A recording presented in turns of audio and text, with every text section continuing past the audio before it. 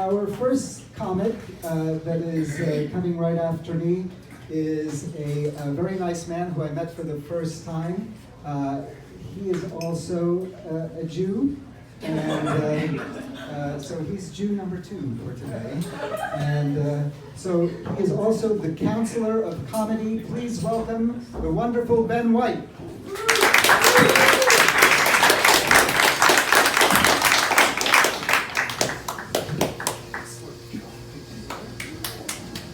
Thank you. Thanks, Emmanuel. Another hand for Emmanuel. All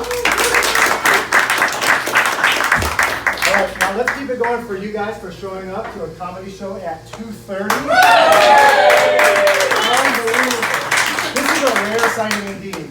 It's almost as rare as Make America Great Again hat in San Francisco. That's right. There's some things that are just better at night, like dinner, comedy, going through your neighbor's trash looking for evidence. See, comedy's better at night, so that's funnier.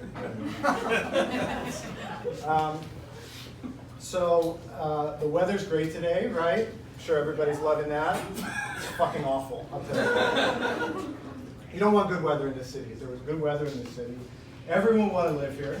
There'd be a housing shortage. It'd be fucking expensive. There are places where you can get deals in this city, though. All right, you just have to know where to look. There's some stuff in this city. It's like so cheap, it's like they're giving it away, like hypodermic needles. And what's the most expensive thing in the city? It's housing, right? Rent, mortgage. But so I'm always looking for a deal, and I have a line on this new place. So if anybody else is looking, pay attention. All right, 24/7 security, new building, AC. Studio apartment, a little bit small, but it's all right. And I get a referral credit if you sign up. So write this down, securityselfstorage.com. I know, you're skeptical, but I just checked it out. All right, it's nice. It's so quiet. It's like nobody lives there. So I got a new one. I get a lot of comments about my beard, but the other day somebody came up to me and said, "Are you Mormon?" I know, it's a little bit ridiculous. I said, okay, maybe with the beard Amish, I get that. But I'm way too stylish to be Amish. And I'm also way too Jewish to be Mormon. So, growing up Jewish in the United States is not that tough. It's been harder for other people growing up Jewish, like in Germany. And one thing we do have to deal with is our holidays always get compared to Christian holidays, and they always lose. Like, take Christmas versus Hanukkah. The miracle of Christmas is that the Savior was born, right? The Son of God through immaculate conception. No sex, yet there's a baby. That's a fucking miracle. Well, it's not a fucking miracle. But, so now compare that to Hanukkah.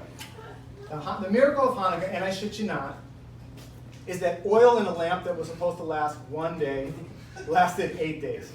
Yeah. That's it. As a Jew, let me tell you, that's not a miracle. That's a buy one, get 7 free coupon. But you can see we've always loved the deal.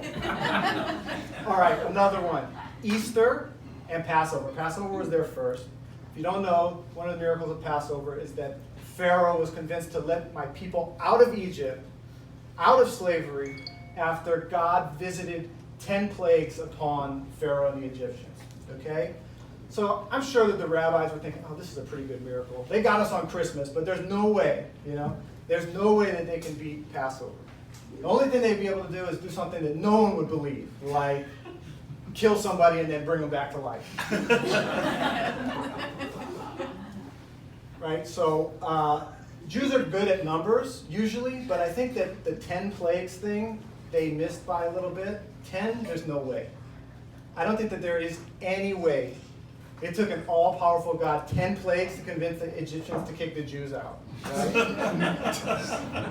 I mean, can you imagine Jewish slaves? Right? They had to be the worst slaves ever. I can see them cracking the whip. Whoosh.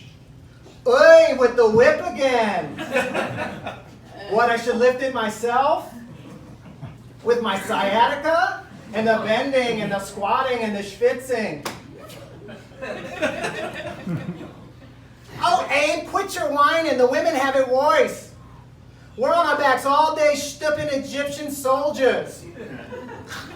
Miriam, everyone should be so lucky stupping all day at home. You're not doing anything. Quit your kvetching. But have you seen their schmeckles? They're covered with skin. I could just see the overseer, the Egyptian overseer, going, Pharaoh, Pharaoh, there must be someone else. You know, it's like Jews had to be the worst slaves. They were free labor and they still got fired. It wasn't a miracle that Pharaoh let us go. He just got fed up, right? Pharaoh, why did you let the Jews go? I could not listen to one more yenta kvetch about uncircumcised schmeckles.